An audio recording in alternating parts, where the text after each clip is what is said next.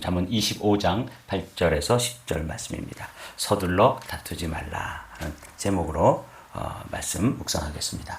너는 서둘러 나가서 다투지 말라. 마침내 내가 이웃에게 욕을 보게 될 때에 내가 어찌할 줄을 알지 못할까 두려우니라.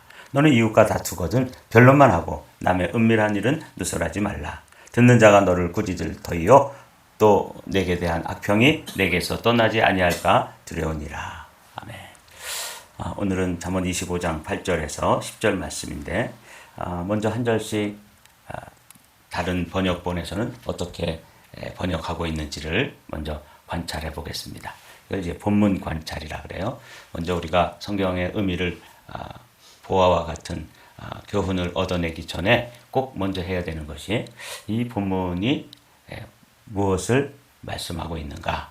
그러니까 의미를 캐내기 전에 거기에 그 원석으로 이 본래의 의미를 살펴보는 일이 아주 중요합니다. 여러분들이 묵상을 할 때라든지 또 성경을 읽을 때, 저 같은 사람은 설교를 준비할 때 꼭 이 과정을 거쳐야 되는 것이죠. 8절 말씀입니다. 8절 말씀은 세번역에서는 너는 급하게 소송하지 말아라. 훗날에 너의 이웃이 너를 이겨 부끄럽게 만들 때에 내가 어떻게 할지가 염려된다. 그러니까 이 다툰다 하는 게 일상적인 삶 속에서 우리가 서로 말다툼하고 뭐 싸우고 이런 것을 의미하기도 하지만 이 다툰다는 말이 히브리어의 본래 의미가 법정에서 다투는 것, 소송의 의미가 들어있기 때문에 급하게 소송하지 말아라. 이렇게 이제 세번역에서는 되어 있고 공동번역에서도 그 용어가 다툰다 하는 이 단어가 법정 용어이기 때문에 그렇게 번역이 되었습니다. 내가 눈으로 보았다 해서 성급히 법정에 나서서 말하지 말아라. 훗날 내 이웃이 너를 몰아세울 때 어찌하려느냐. 그러니까 히스기야를 통해서 이 솔로몬의 잠언이 수집되어지고 편집되어지는 그 과정에서 이 히스기야는 이 말씀이 우리가 종종 이렇게 조급해서 서둘러서 이 문제를 가지고 법정에 나가거나 또 일상적인 삶에서도 그걸 문제로 삼아가지고 막 다투다 보면 나중에 그게 아닌 경우가 있게 되죠. 이런 그 조급함에 관해서 오늘은 말씀을 좀 나누도록 하겠습니다. 국회의원들은 국회에서 이제 입법만 하는 것이 아니라 국회의원들이 그 많은 제보를 받는 모양이에요. 그리고 또 국무위원들에게 자료도 요청할 수 있는 권한이 있습니다. 그래서 제보도 받고 자료도 요청하고 그래서 그들에게는 많은 인포메이션이 이제 차고 넘치겠죠. 그런데 이 그 많은 제보 가운데는 사실은 좀 사실관계를 확인하고 영어로 하면 팩트 체크가 돼야 되는데 이거 하지 않고 그냥 그 자료를 가지고 나와서 야 이거면 기자로 말하면 특종감이다 이렇게 생각돼서 그걸 이제 그 국회에서 법무위원들이나 그 국무위원들이나 또 청문회에 나온 사람들을 막 몰아세우는 경우가 있어요. 그래서 어떤 경우에 보면 기자 출신 국회의원이었는데 전 회기의 국회의원이었죠. 그런데 뭐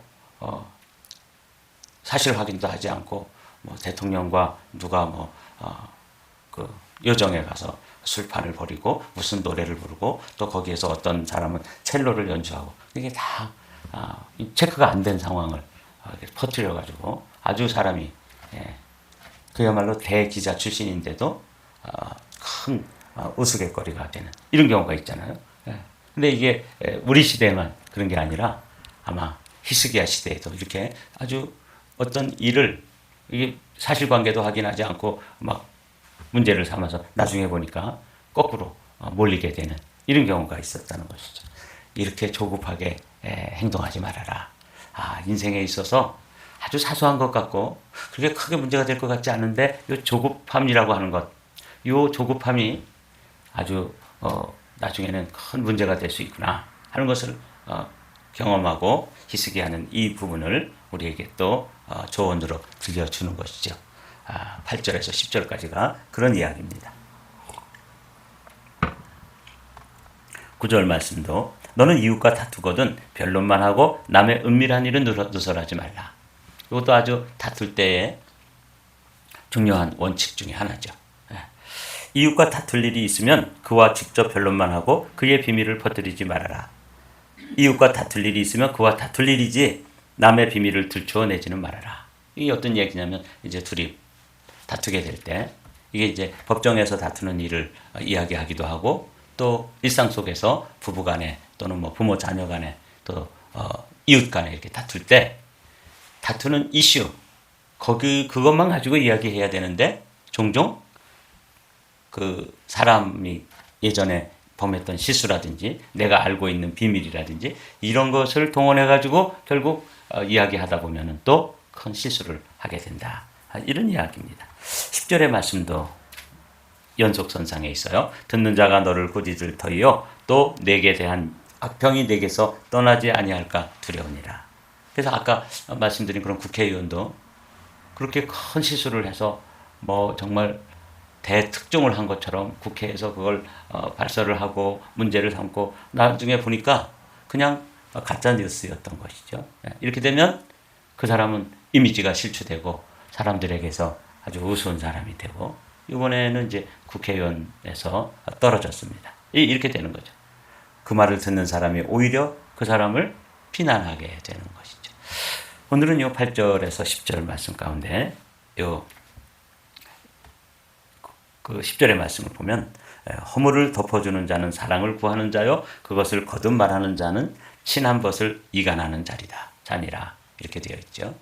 그러니까 어떤 문제에 대해서 그 문제만 가지고 이야기를 하고 그것에 대해서 다투어야 되는데 그 문제가 아닌 다른 비밀 또는 그 사람의 개인적인 인격적인 어떤 그 문제가 되는 문제들 이런 것까지 들춰내 가지고 이야기를 하면은 성경에서는 그런 허물은 덮어주어야 된다 이렇게 얘기하고 있어요.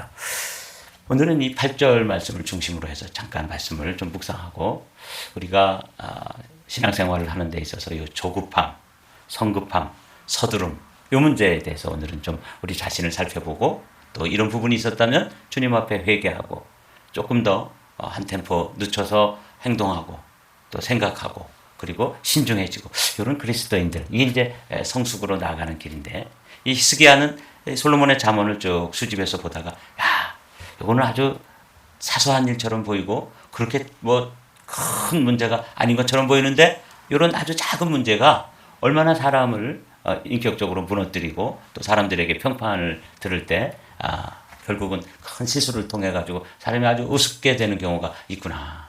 아주 괜찮은 사람인데도 불구하고 요 조급함, 요 서둘러서 뭔가를 말하고 행동하고 이렇게 하면서 아주 괜찮은 사람인데도 불구하고 결국은 자기 자신을 제대로 관리하지 못해서 무너지는데 그 작은 일, 그게 뭐냐면 조급함입니다. 저도 이제 이 문제를 가지고 함께 고민을 하는 거죠. 내게도 이런 약점이 있다. 성도들도 또 이렇게 행동을 하고 어떤 문제를 결정하고 이런 걸 보면 참 괜찮은 분인데도 아주 서둘러서 다투게 되고 조급하게 되고 이렇게 되면서 사람이 우습게 되는 것이죠. 오늘은 그런 문제를 함께 살펴보도록 하죠. 먼저 여기에 연관된 그런 잠언의 말씀들을 한두 군데 살펴보기를 원합니다. 잠언에 있는 말씀 가운데 노하기를 더디하는 자는 크게 명철하여도 마음이 조급한 자는 어리석음을 나타내느니라.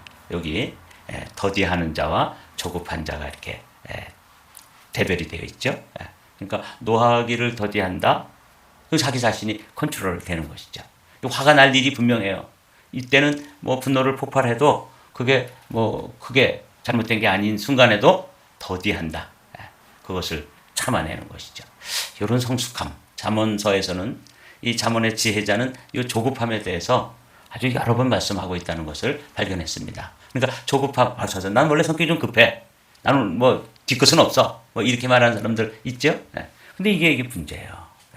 마음이 조급한 사람은 자신의 어리석음을 드러내는 것이다. 또 이 말씀을 세 번역이나 공동 번역으로 옮겨봤습니다. 좀처럼 성을 내지 않는 사람은 매우 명철한 사람이지만 성미가 급한 사람은 어리석음만을 드러내는 것이다. 우리 공동 번역 함께 읽어보실까요? 성을 잘 내지 않는 사람이야말로 현명한 사람이다. 성급한 사람은 어리석은 사람이다. 성미가 급한 사람, 성급한 사람, 조급한 사람. 오늘은 주제가 이건데 잠언 기자는 노하기를 더디한다.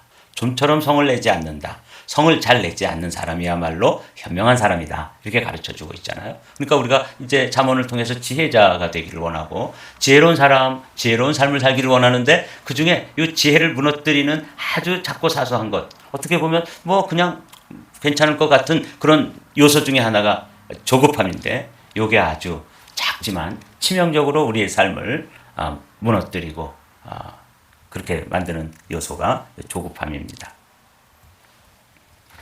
잠언 16장에 유사한 말씀이 있어서 또 옮겨왔습니다. 잠언 16장에 있는 말씀 읽어볼게요. 노하기를 더디하는 자는 용사보다 낫고 자기의 마음을 다스리는 자는 성을 빼앗은 자보다 나으니라. 그러니까 이 당시에는 이제 전쟁을 하던 그런 시기가 있을 수 있잖아요. 그럴 때 이 성을 빼앗는 용사, 이거 얼마나 대단한 존재입니까? 그런데 뭐 성을 빼앗고 전쟁에서 승리를 쟁취하고 이런 것 굉장한 것이고 대단한 일이지만 그거보다 더 중요한 게 뭐냐? 자기 자신을 통제하고 다스리는 것이라고 지혜자는 우리에게 말씀하는 거죠. 노하기를 더디하는 자는 그런 성을 빼앗고 점령하고 승리를 쟁취하고 전쟁에 큰 승리를 가져오는 그런 용사보다도 자기 자신을 컨트롤하는 게 더 귀한 용사다. 이걸 가르쳐 주는 거예요. 특별히 노하기를 더디한다는 것을 다른 말로 번역하고 있죠. 자기의 마음을 다스린다. 이렇게 되어 있잖아요. 그러니까 우리가 이 자기 마음을 다스리는 일, 무릇 지킬 만한 것보다 더욱 자기 마음을 지키라고 잠언 4장 23절에 말씀하는 것처럼 요 자기 마음을 다스리고 특별히 이 노를 바라는 일에 있어서 자기를 통제하는 일은 인생이 사람들에게 존중을 받고 존경받고 정말 괜찮은 사람이 될 수 있는 요소입니다. 근데 이것 때문에 사람들에게 좋은 이미지로 쌓아놓고 요 조급함, 요 자기를 다스리지 못함, 그래서 그냥 순간적으로 노를 바라는 이런 일 때문에 그냥 사람들에게 가지고 있던 좋은 그런 덕스러운 이미지는 요 한순간에 요 조급함, 요 실수, 요것 때문에 무너져 내리는 것을 히스기야는 본 거죠. 야, 나도 그래. 사람들이 이렇구나. 그래서 요것을 지혜로 말씀하셨는데 이 지혜를 후대에게 가르쳐줘야 되겠다. 그래서 이제 이렇게 모으는 것이죠. 잠언 29장에도 우리가 이제 살펴볼 말씀이지만 또 이런 말씀이 있습니다. 조급함에 관한 말씀인데 내가 말이 조급한 사람을 보느냐 그보다 미련한 자에게 오히려 희망이 있느니라. 이건 충격적인 말씀이에요. 공동 번역은 더 리얼하게 번역이 되어 있어요. 함부로 입을 가볍게 돌리는 사람을 보았겠지만 그런 사람보다는 바보에게 희망이 있다. 여기 미련한 자를 아예 우리가 일상적으로 사용하는 단어로다가 번역해 놓으니까 우리 마음에 훨씬 다 다가오죠. 우리가 아유 저 바보 같은 놈 이라고 하는 그 우리가 무시하고 멸시하는 사람에게 오히려 희망이 있다는 거예요. 이 바보는 그렇게 조급하게 또 말을 내고 화를 내고 노를 바라고 이러지는 않는 것이죠. 그러니까 이 말이 조급한데 현명한 사람, 이 사람보다는 조급하지 않고 좀 어리숙한 바보, 둘 중에 누가 낫느냐? 지혜자는 이 바보가 낫다고 말하는 거죠. 이 존심 상하는 일이죠. 근데 이게 사실은 지혜자가 볼 때 이게 사실이라는 거죠. 그래서 이 말 이런 말씀은 우리가 좀 마음에 좀 잘 새길 필요가 있어요.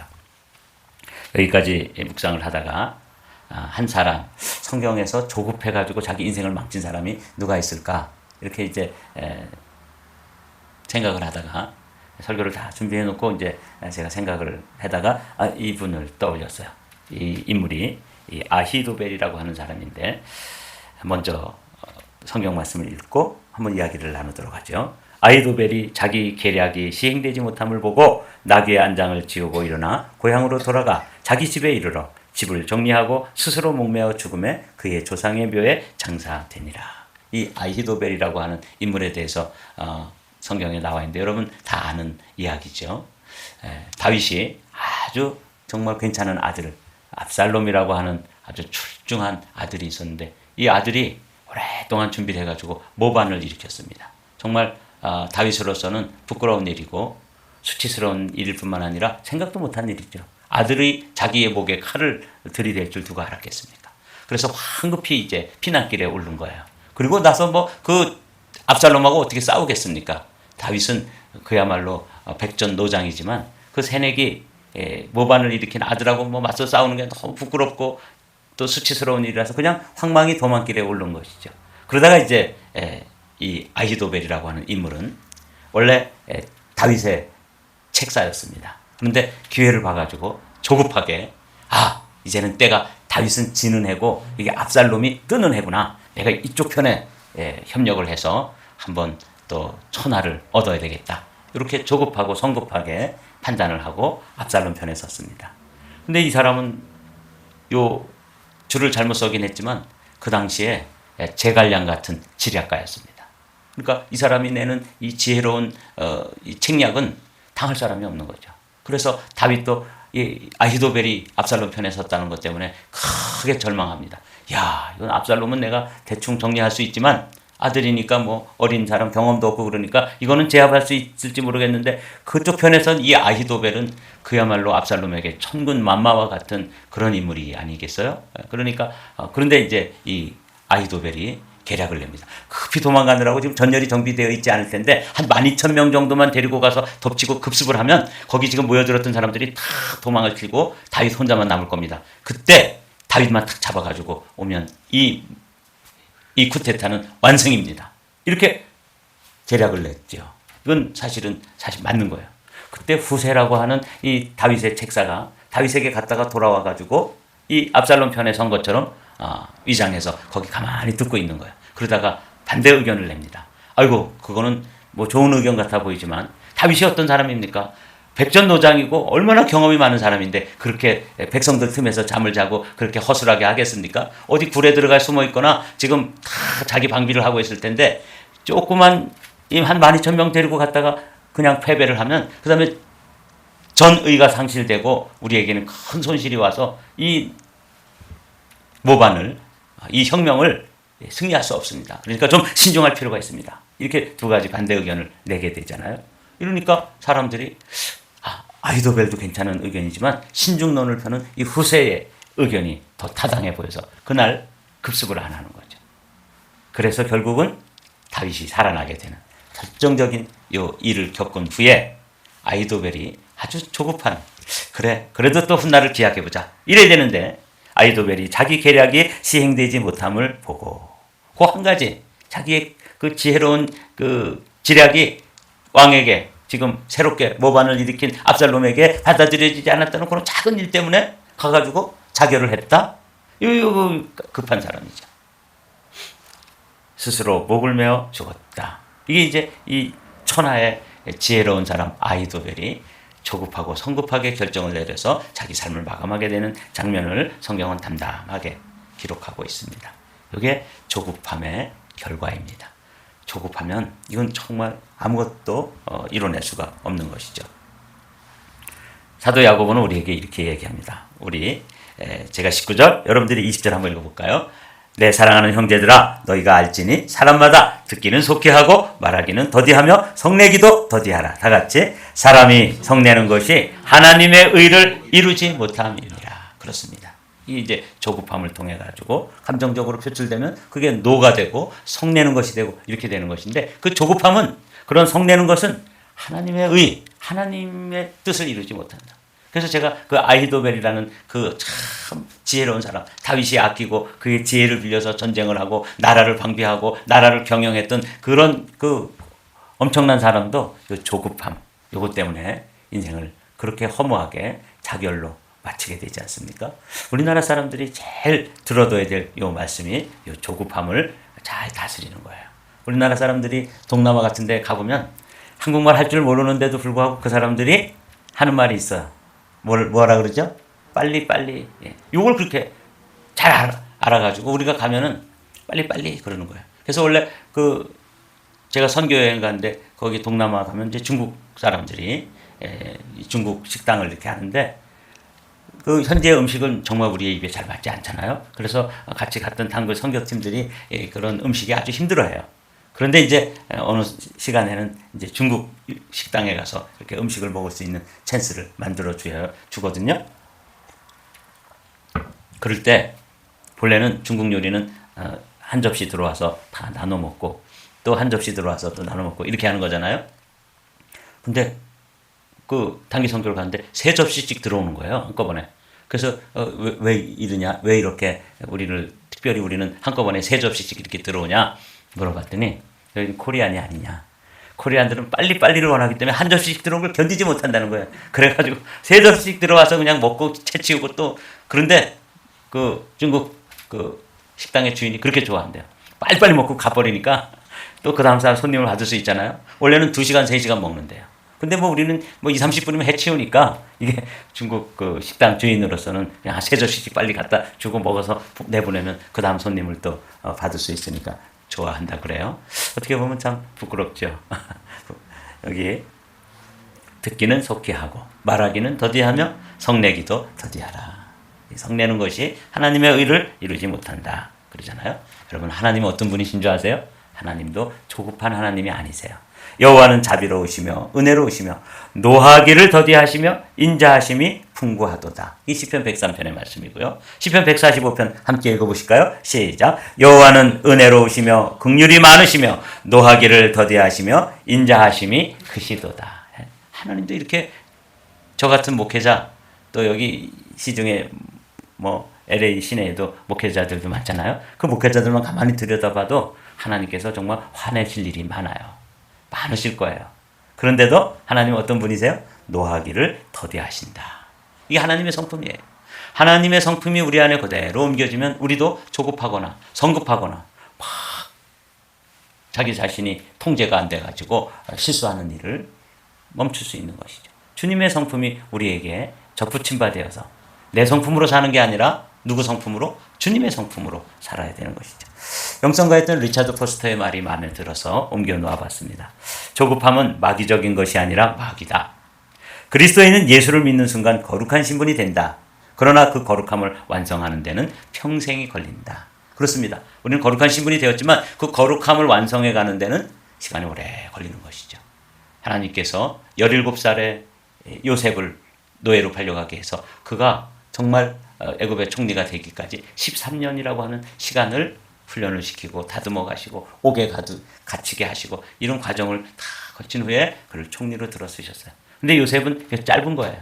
모세는 애굽에서 그렇게 학문을 다 갖추고 그랬지만 그를 지도자로 쓸 때 광야에서 40년의 시간을 다 통과한 후에 80이 되어서야 그를 출애굽 지도자로 쓰실 수 있었던 거잖아요. 제가 늘 말씀드리는 것처럼 버섯은 하룻밤이면 자라난대요. 그러나 제목으로 쓸만한 좋은 나무는 100년, 50년 이렇게 자라나야지만 기둥이 되지 않습니까? 그래서 오늘 우리가 주시는 이 말씀, 이게 이제 오늘 8절 말씀을 중심으로 해서 말씀을 나눴는데 한번 8절 말씀 다 같이 읽어보죠. 그리고 말씀을 마치겠습니다. 너는 서둘러 나가서 다투지 말라. 마침내 내가 이웃에게서 욕을 보게 될 때에 내가 맞이할 줄을 알지 못할까 두려우니라. 서둘러 나가서 다툰다. 서둘러 나가서 조급하게 성급하게 노를 바라고 이러다가 인생이 결국은 큰 낭패를 경험하게 될 텐데 이걸 오늘 지혜자는 우리에게 들려주시는 거예요. 오늘도 작은 일처럼 보이는 이 조급함, 성급함 이런 것들이 여러분 안에서 성령의 은혜로 다스려지고 그리고 여러분들이 하나님의 거룩한 성품으로 닮아가시기를 주님의 이름으로 축복합니다.